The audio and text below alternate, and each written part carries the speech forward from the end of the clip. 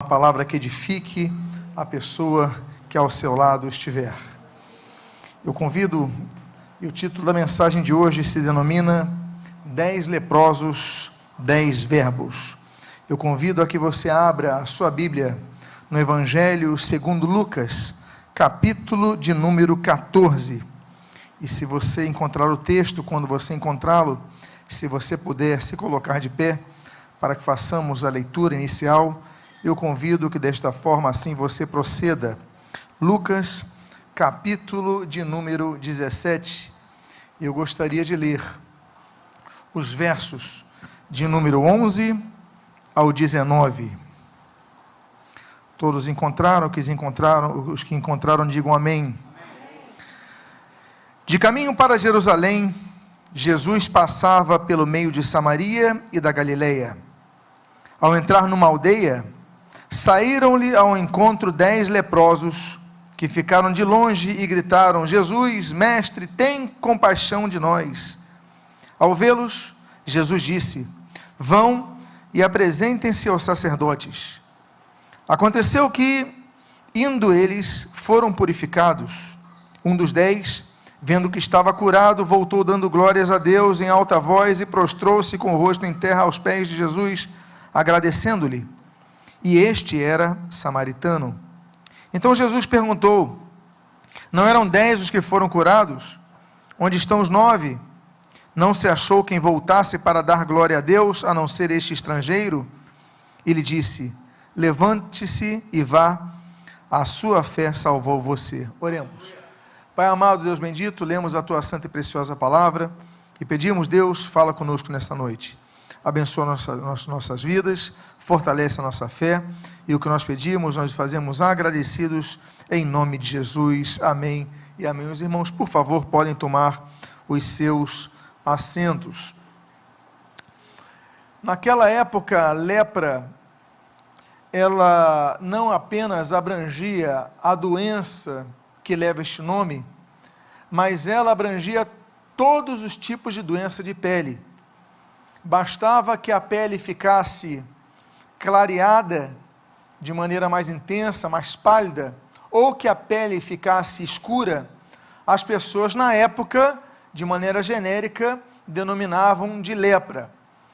E como as doenças de pele e a lepra eram indistinguíveis na época pela medicina, sabendo todos que a lepra era contagiosa, as pessoas que tinham lepra, elas tinham que se separar das aldeias, separar-se das cidades, morar ao longo, até que fossem curados.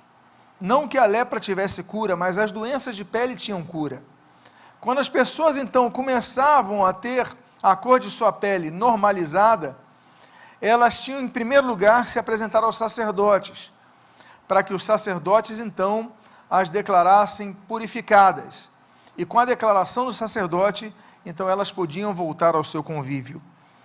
Nós temos um momento na história do Senhor Jesus Cristo, em seu ministério terreno, que Jesus passa pela região de Samaria e Galileia, ou seja, a região onde havia os samaritanos, uma mescla de samaritanos e galileus, e ali então Jesus está passando ao largo de uma região onde ficavam os leprosos, uma região separada das cidades, provavelmente no caminho, próximo a uma cidade, e de repente então nós temos essa cena, e eu quero então, nesta noite, mostrar, apresentar, compartilhar 10 verbos, dentre a história desses 10 homens sofridos, esses 10 homens solitários, esses 10 homens desesperançados, esses 10 homens sofridos, para que nós então possamos analisar, verbo a verbo, o grande milagre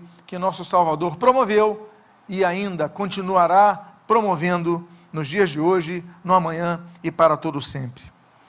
O primeiro texto que eu gostaria de mostrar é esse que nós lemos aqui no versículo de número 11 e no versículo de número 12.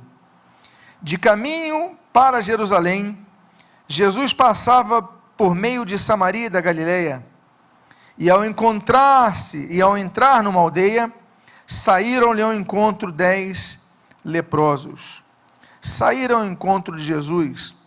Vários personagens, só no Evangelho de Lucas, saem ao encontro de Jesus. Nós temos Lucas capítulo número 4, por exemplo, quando a Bíblia diz que o endemoniado sai ao caminho de Jesus. Nós temos Lucas capítulo 5, quando diz que um leproso também e um paralítico saem ao encontro de Jesus.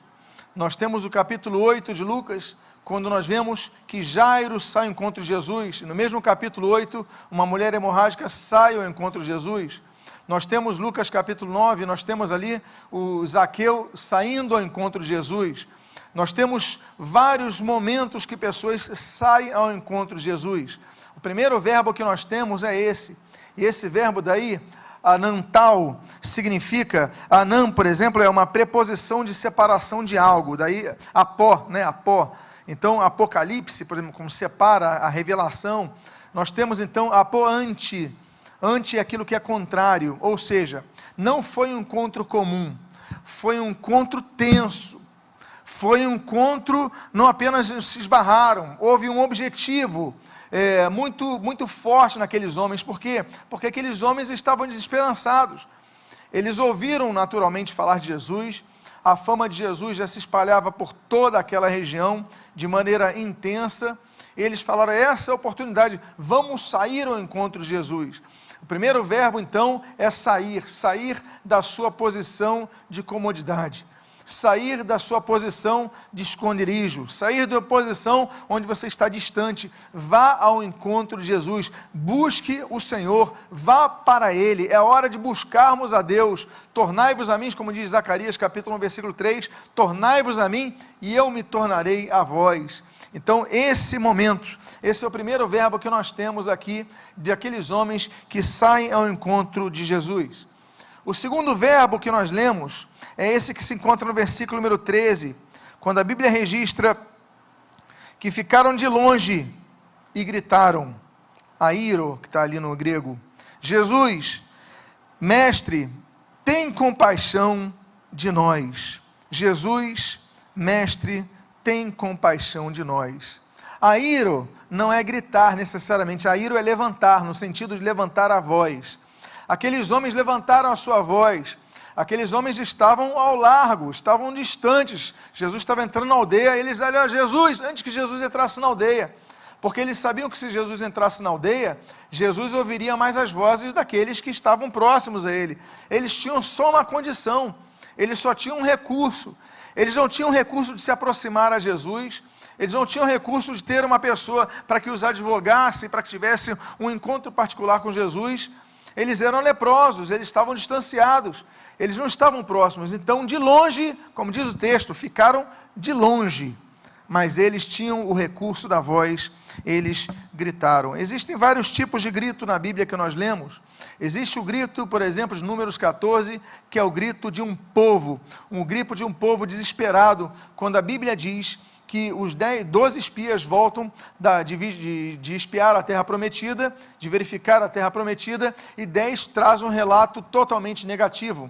E a Bíblia diz então que o povo gritou, que o povo exclamou, que o povo então começou a chorar, desesperado, nós vamos morrer. Existe o grito do desespero. Existe o grito, por exemplo, que nós lemos, outro tipo de grito que nós lemos ali, em 1 Samuel capítulo 1, que é o grito de uma mulher que não tem mais esperança, senão o Senhor. O nome dessa mulher é Ana. A Bíblia diz que ela chorava, que ela gritava, e ele não entendeu nada, pensou que ela estava bêbada, alcoolizada, porque ela balbuciava o seu pedido a Deus. Ela não conseguia orar de uma maneira clara, que os outros entendessem que ela estava orando. Por quê? Porque a sua dor era tão intensa que ela não conseguia abrir a sua boca e fechar as palavras da maneira como as pessoas pudessem compreender. Era o grito de uma pessoa que não tinha mais nenhuma esperança senão o Senhor Jesus. Existe um outro grito, por exemplo, que é o grito de um rei. 1 Crônicas capítulo 14 fala do grito do rei Asa. Aquele homem, o rei Asa, ele estava preocupado, os etíopes estavam vindo, e ele começa a clamar ao Senhor, ele começa a pedir ao Senhor ajuda, e o Senhor lhe oferece ajuda. Existe um outro tipo de grito, que é o grito do discípulo. Mateus capítulo 14 mostra que Pedro, depois de dar aquele primeiro passo andando sobre as águas, ele começa a naufragar, ele começa a afundar, ele começa a submergir, ele começa a se afogar. Afundando, ele começa então a perder as suas forças, afundando, ele começa a perder o último recurso que ele tinha, que é o da respiração. E a Bíblia diz então que ele grita ao Senhor: Senhor, me ajuda, Senhor, me socorre, e o Senhor então o socorre. Existe um outro caso que nós temos ali, de Marcos capítulo 10, que é o grito de um cego, chamado Bartimeu. Ele grita: Jesus, filho de Davi, tem compaixão de mim. E Jesus então tem compaixão daquele homem e o cura. Nesse momento de Lucas capítulo número 17, nós temos 10 homens gritando. A Bíblia diz que os 10 gritaram. Não foi apenas um. Eu fico imaginando, na minha cena, eu fico imaginando que talvez aqueles homens começassem a ver: é Jesus, olha, ele está vindo no grupo dos discípulos, é ele. E um começou a gritar, e o outro começou a gritar, e o outro, e daqui a pouco os 10 estão gritando. Seria impraticável a aproximação deles com Jesus naquele momento. Se eles tentassem se aproximar, outros se anteporiam a eles. Mas eles começaram a gritar, e eu fico imaginando 10 homens gritando: Jesus, Jesus, olha para aqui, Jesus, olha para mim. Então eles gritaram, eles usaram o recurso que eles tinham. Meus amados irmãos, o grito, eu não digo apenas o grito físico, eu não digo apenas o grito que ecoa de nossa garganta, eu não apenas digo o vento que sai de nossos pulmões, e dos nossos pulmões e são verbalizados, não, eu quero dizer para você, é o grito que sai do coração. Nós devemos acudir ao Senhor, nós devemos clamar ao Senhor. A Bíblia diz: clama a mim e responder-te-ei, anunciar-te-ei coisas grandes e ocultas que não sabe, Jeremias 33, nós devemos então clamar a Deus, e esse é o segundo verbo, o gritar, o clamar. Existe um terceiro verbo que nós vemos nesta bela história, e esse terceiro verbo, nós vemos ali no versículo número 14, quando a Bíblia diz: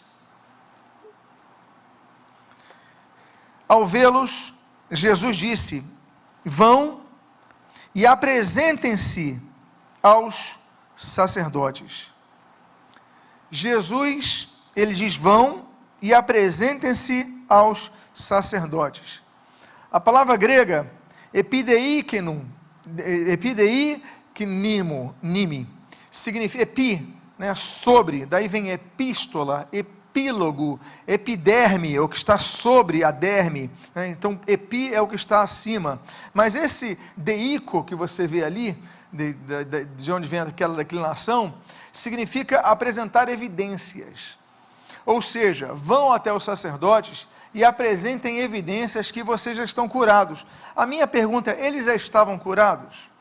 Como é que Jesus, vendo aqueles leprosos, ele diz: se apresentem aos sacerdotes e deem provas, porque o termo grego é esse, deem provas, mostrem evidências para eles, vocês estão se apresentando a ele porque estão curados. Jesus em nenhum momento falou que eles estavam curados. Jesus não declarou: vocês estão curados, vão aos sacerdotes. Jesus não impôs as mãos sobre eles tampouco. A Bíblia não diz que Jesus impõe as mãos sobre eles. Jesus não toca fisicamente esses homens.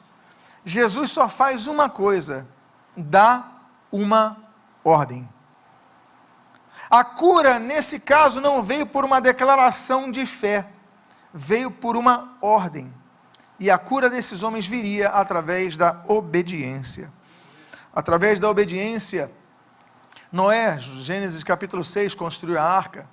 Através da obediência, Gênesis capítulo 12, Abraão saiu da sua terra e foi para a terra prometida. Através da obediência, Êxodo capítulo 3, Moisés foi até Faraó. Através da obediência, Josué capítulo 1, Josué então conduziu o povo à terra prometida. A obediência, meus amados, é fundamental. Nós devemos entender o princípio da obediência. Micaías obedeceu ao Senhor, quando 1 Reis capítulo 22, e começou a falar a verdade, porque ele foi obediência à ordem de Deus.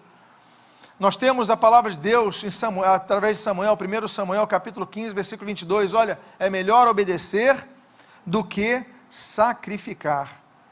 Nós costumamos dizer aquele texto que Jesus é autor e consumador de nossa fé, Hebreus capítulo 12, Mas nos esquecemos, quando a Bíblia fala que Jesus é autor e consumador de nossa fé, de Hebreus 14, do que fala Hebreus capítulo 5, versículo 9, que diz que Jesus é o autor da salvação eterna àqueles que o obedecem. Jesus é o autor da salvação eterna àqueles que o obedecem. A obediência é fundamental. Jesus, ele não declarou que estavam curados. Jesus, ele não falou da fé daqueles homens. Jesus apenas disse: vão aos sacerdotes e mostrem provas que vocês estão curados. E o que eles fizeram? E aí nós vamos para o nosso quarto verbo. A Bíblia diz: aconteceu que, indo eles, foram purificados. Jesus falou: vocês vão até o sacerdote. Não falou que estavam curados, porque não estavam curados. Tanto não estavam curados, que só nesse momento que a Bíblia diz: indo eles, foram curados. A cura só veio depois da obediência. Porque Jesus podia ter falado: vão, apresentem seus sacerdotes, e eles então falariam: estou vendo minha pele, não aconteceu nada, eu continuo com o meu sinal aqui, eu continuo com minha pele ruim, para que eu vou? Ele não declarou que eu estou curado, ele só falou para mostrar provas. Como é que eu vou mostrar provas? Olha só que coisa interessante, como é que eu vou mostrar provas, se eu não tenho provas para mostrar? Mas Jesus não mandou? Jesus não ordenou? Então eles tinham que ir, e a Bíblia diz que eles foram, e indo eles, foram purificados. Muitas vezes nós não temos a prova conosco, nós clamamos ao Senhor, o Senhor nos dá uma orientação, e a gente fala: mas eu continuo com essa marca na minha vida, eu continuo com minha pele embranquiçada, eu continuo com minha pele dolorida, eu continuo com isso daí, então eu não recebi ainda. Mas Jesus não falou que você estava curado. Jesus falou: vão e testemunhem, apresentem os seus sacerdotes. E quando eles foram, e quando você for, e quando você ir, aí você será curado. Muitas vezes a prova de fé não é apossar-se da declaração da palavra, é praticar a orientação do Senhor, demonstração da fé. Aí nós vamos então nós tivemos esse verbo ir. Nós temos então agora o quinto verbo, que é um verbo interessante, que é o verbo ver. A Bíblia diz: um dos 10, vendo que estava curado. Quando você tenha um conhecimento básico do grego, koiné, do grego, você entende e aprende algumas palavras. E ver é blepo, só que ali não está blepo, ali está eido. Qual é a diferença de blepo para eido? Blepo é ver, mas eido é enxergar, é discernir, é entender, é perceber. Esse homem, dos 10 leprosos, eles foram purificados. Os 10 foram curados, porque os 10 obedeceram. Fiados foram na ordem de Jesus e receberam a sua bênção. Mas eles estavam muito preocupados em obedecer, e ótimo isso. Mas a Bíblia diz que um deles viu que estava curado, no sentido de discernir: peraí, eu recebi a minha cura. Muitas vezes Jesus nos dá uma ordem, nós obedecemos a ordem, mas nós não enxergamos que o milagre já aconteceu, nós não enxergamos que a bênção já nos alcançou, nós continuamos indo, e claro, devemos ir, mas não entendemos que já temos a bênção em nós. Por quê? Porque não enxergamos, nós apenas estamos olhando, focando algo, mas Deus quer a bênção completa, que nós não apenas sejamos curados, mas percebamos a bênção em nós. Quantas vezes estamos pedindo por algo e Deus já nos respondeu? Nós estamos pedindo: Deus mostra-me, Deus mostra-me, Deus mostra-me, e quando você vai ver, você já está curado. Os 9 não perceberam, Mas esse homem percebeu, e aí então nós vamos para o sexto verbo, e o sexto verbo é voltar. A Bíblia diz: voltou, dando glória a Deus em voz alta. Assim que ele reparou a cura, a visita para o sacerdote samaritano podia esperar.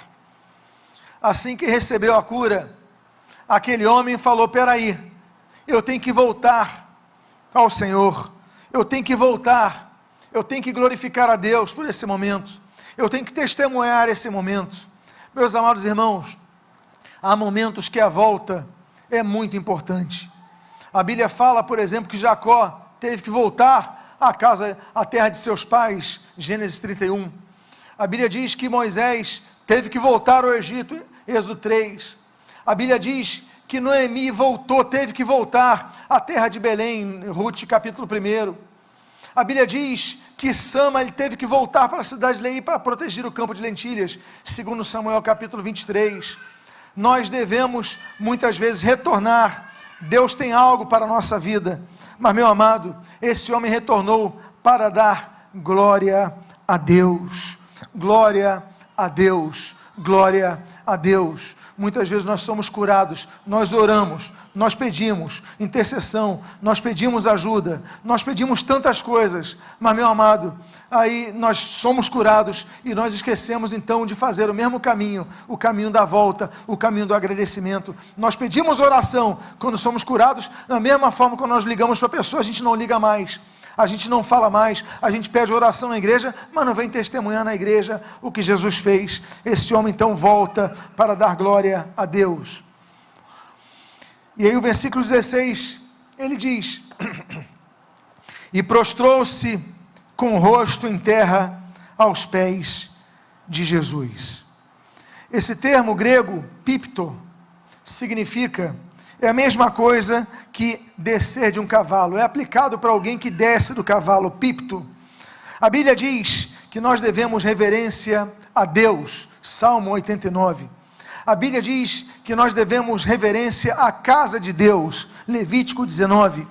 A Bíblia diz que nós devemos reverência à palavra de Deus, Apocalipse 22. Nós vemos em Hebreus 12 que nós devemos reverência no ministério, no serviço na casa de Deus. Muitas vezes nós fazemos as coisas sem reverência a Deus, não reverenciamos as coisas de Deus. Temos liberdade para adorar a Deus, mas muitas vezes ultrapassamos os nossos limites. Temos que agir com reverência diante do Senhor. Esse homem, ele volta para dar glórias a Deus, e a Bíblia diz, ele usa o termo pípito, quando você desce do cavalo, quando você se coloca numa postura de humildade, ele se ajoelha, ele se prostra, a Bíblia diz, em terra aos pés de Jesus. Glória ao Senhor por isso. Nós devemos resgatar isso, nós devemos resgatar a gratidão, a oração a Deus. Por isso que nós vamos para o oitavo verbo, e o oitavo verbo é exatamente esse. A Bíblia diz, no final do versículo 16, até o versículo 8, agradecendo-lhe, Eucaristeu, e este era samaritano. Então Jesus perguntou: não eram 10 os que foram curados?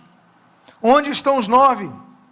Não se achou quem voltasse para dar glória a Deus, a não ser este estrangeiro? Nós devemos dar graças a Deus. A Bíblia diz, em tudo, 1 Tessalonicenses 5, dai graças. Daniel 3 vezes ao dia orava agradecendo ao Senhor. O Senhor Jesus nos ensina, Mateus 14, a agradecer pelo alimento. Nós devemos agradecer ao Senhor por tudo.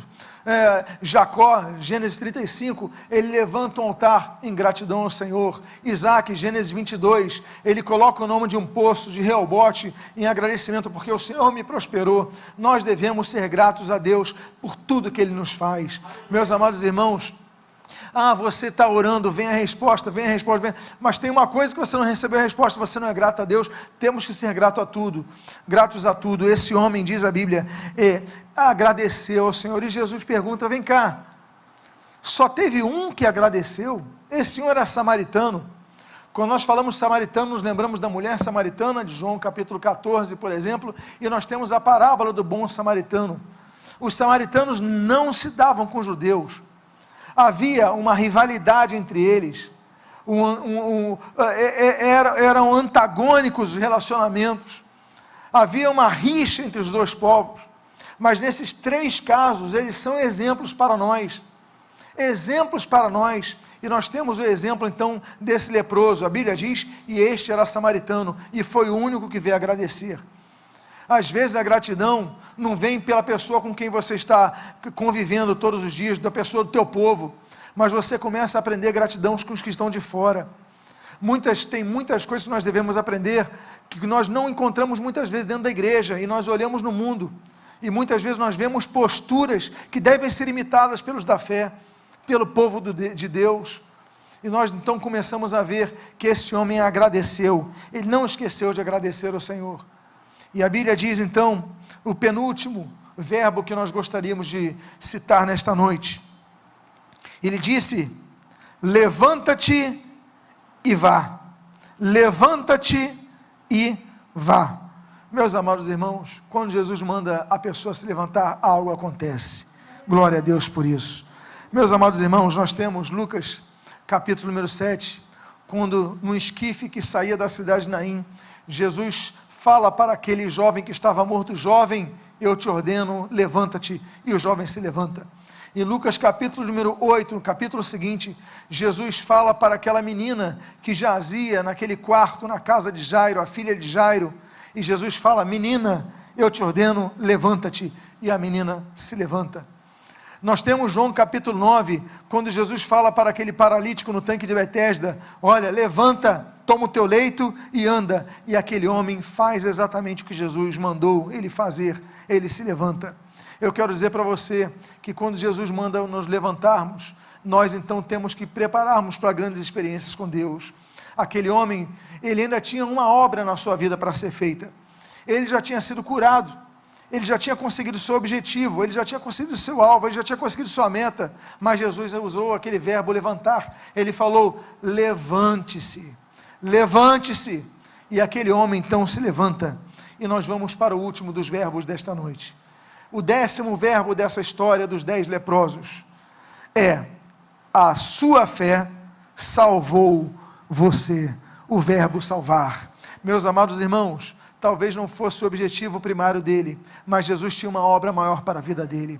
Eu quero dizer para você, talvez você tenha chegado nessa casa, talvez você esteja orando ao Senhor por um objetivo que é distinto deste da salvação, talvez você esteja passando por um problema, talvez como esse leproso, olha, eu preciso ser curado, eu não tenho mais solução para o meu problema, e você está buscando, focado numa situação, mas quero dizer, que quando você reconhece que Deus faz obras de você, quando você glorifica a Deus, quando você se volta para agradecer ao Senhor, você volta, Senhor, eu me volto para agradecer a Ti, eu me prostro nos Teus pés, eu me humilho diante de Ti, eu invoco a Tua presença com o coração agradecido. Meus amados irmãos, Jesus fala, olha, a tua fé te salvou, porque Jesus encontrou nele a fé para a salvação. Eu convido você a ficar de pé nesse momento, eu convido você a fechar os seus olhos ao ficar de pé. Eu quero fazer uma oração a você que tem pedidos de oração, a você que tem clamado ao Senhor por muitas coisas, você tem orado ao Senhor por cura, você tem orado ao Senhor por resposta, você tem orado ao Senhor por vários problemas, há problemas sentimentais, há problemas financeiros, há problemas de saúde, são tantas áreas que nós oramos ao Senhor. Comece então a orar ao Senhor pedindo sobre isso também, mas comece a agradecer a Deus, porque Jesus já te deu uma ordem, vá, apresente ao sacerdote, e naquele caminho já foram curados. Comece então a agradecer a Deus pela sua cura, comece a agradecer a Deus pelo que Ele tem promovido a sua vida, porque Ele tem coisas maiores para a sua vida. Nesse momento então comece a dar graças, diga graças eu te dou, Deus, porque eu não estou sozinho, graças eu te dou, Deus, porque Tu olhas para mim com Teus olhos de amor, e me dás uma ordem, dás uma instrução, dás uma orientação, e aqui estou para dizer, eu quero te obedecer, mas não apenas para receber, mas eu também quero te obedecer para dar. Aqueles homens queriam apenas receber e receberam, mas aquele samaritano leproso, ele também quis dar adoração, se prostrar ao Senhor, oferecendo a Ele adoração. Pai amado, eu te peço, cura os teus filhos, mas promove uma obra maior na vida deles. Em nome do Senhor Jesus, promove uma obra ainda maior em suas vidas. O que eu te peço, Pai, é que haja restauração nessa noite, em nome de Jesus. De olhos fechados, eu gostaria de fazer uma pergunta. Alguém aqui nesta noite gostaria de voltar aos caminhos do Senhor? Alguém gostaria de entregar a sua vida exclusivamente a Jesus Cristo? Levante sua mão se você é uma das pessoas. Alguém aqui nesta noite? Eu quero dar por sua vida. Pai amado, em nome de Jesus, eu quero te pedir por essas vidas que estão ouvindo, Senhor, a mensagem na internet. Eles ouviram a tua voz. Não foi a voz de um pregador, mas, Senhor, foi a tua voz. E nesse momento nós queremos te agradecer, porque tu tens uma obra maior nas nossas vidas. Reconhecemos nossas limitações e pedimos, fala conosco nesta noite. Senhor, cura-nos, Pai, e dá-nos a salvação. Renova as nossas vidas. E o que nós pedimos, Deus, nós fazemos agradecidos, em nome de Jesus. Amém.